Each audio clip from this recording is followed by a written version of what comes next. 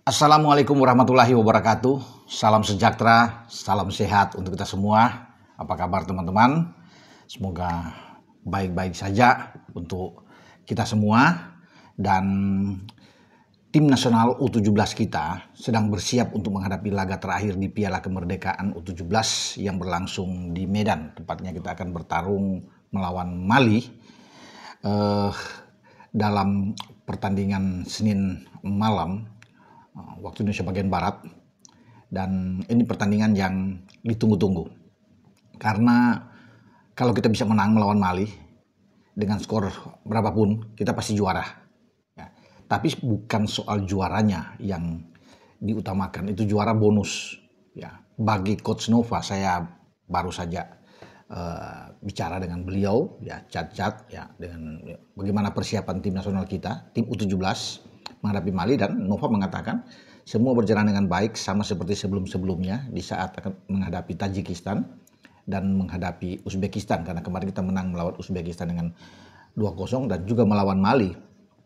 Nova bilang, ini Bung yang saya nantikan, saya tunggu duel ini, karena Mali adalah tim yang kuat ya.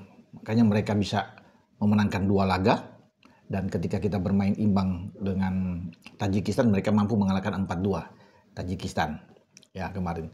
Sehingga bagi Mali tentunya mereka tentu berambisi untuk menyapu bersih ya 3 kemenangan di Piala Kemerdekaan U17 ini, atau mereka imbang saja dengan kita, kan mereka sudah menjadi juara. Tapi Nova bilang bahwa dia ingin melihat pertandingan ini ya, sesungguhnya laga yang menarik.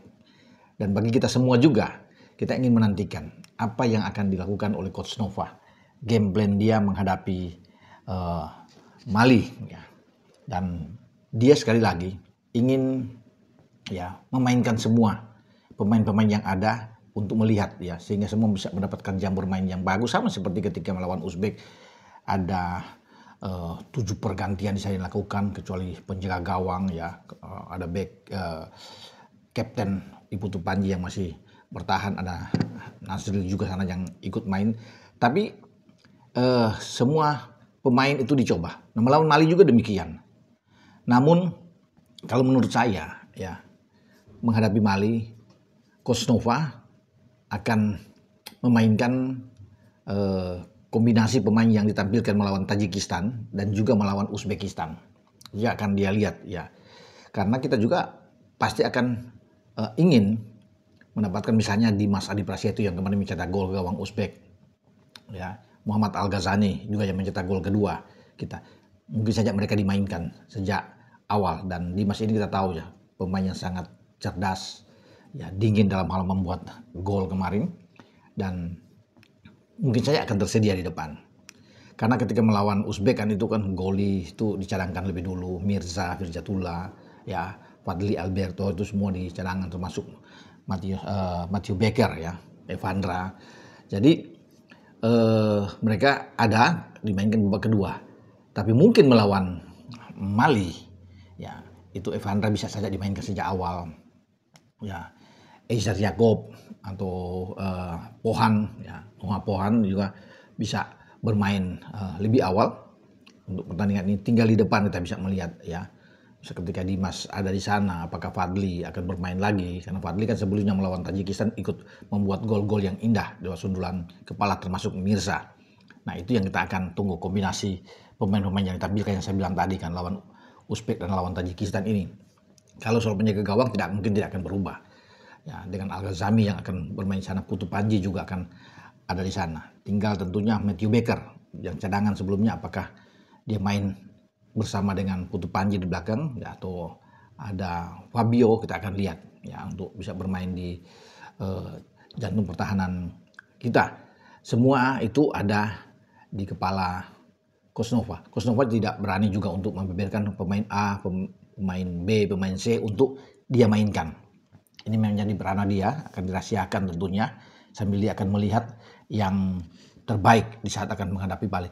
Karena kalau melihat dari Nova, apa yang Nova katakan bahwa dia tidak akan main-main, dia akan serius menghadapi Mali. Tentunya dia akan berpikir keras untuk bisa meramu game plan dia bermain. Saya pikir bermain dengan 3-4-3 tetap mungkin saja ya, itu soal di lapangan terjadi dengan 5 back di sana ya, kemudian ada 3 gelandang 2 yang ada di depan, atau merubah dengan 3-4-2-1 misalnya begitu kan yang terjadi ya. 3-4-2-1 ini itu kan hanya soal fleksibilitas di lapangan yang tadi, tapi Noah tetap mengusung ya dengan pola dasar yang dia sukai, yaitu 3-4-3. Itu yang akan kita lihat. Dan Nova mengatakan, memang dia mengakui bahwa Mali secara tim yang kualitasnya bagus, karena Mali kan ikut Piala Dunia sama seperti Tajikistan dan Uzbek ya.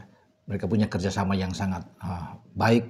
Pemain-pemainnya juga cepat dalam melakukan tekanan, pressing mereka oke. Nah, ini yang Nova bilang dia nantikan.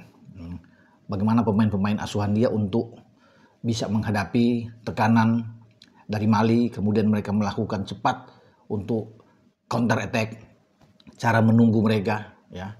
Itu yang kan dia terapkan di dalam game plan menghadapi Mali.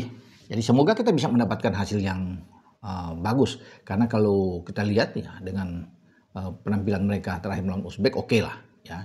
Ya, kita belum tahu juga untuk bagaimana apa yang diinginkan oleh Coach Nova, untuk apakah selalu langsung memainkan 3 misalnya Firsa di depan atau Fadli Alberto ya, Sahabi Goli yang akan tampil lebih dulu.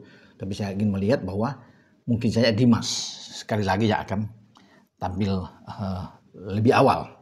Nah, kita memberikan support, saya pikir dukungan saja kepada timnas U17 ini. Dan saya bilang ke Coach Nova tadi ya, semoga bisa mendapatkan hasil yang baik, Coach.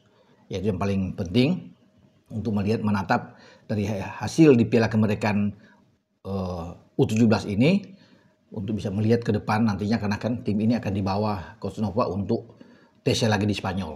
Mungkin di sana juga ada melihat beberapa pertandingan uji coba buat Sahabi Goli dan kawan-kawan sebelum balik ke Indonesia lagi, dan TC lanjutan di Yogyakarta.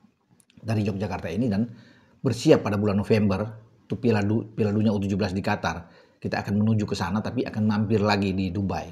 Ya, kita mampir di Emirat Arab untuk latihan di sana sebentar, mempersiapkan diri sehingga ini ada penyesuaian ya di sana, dan menuju ke Doha untuk bisa bertanding di kandang. Kita tahu kita satu grup dengan Brasil di sana, Honduras dan Zambia.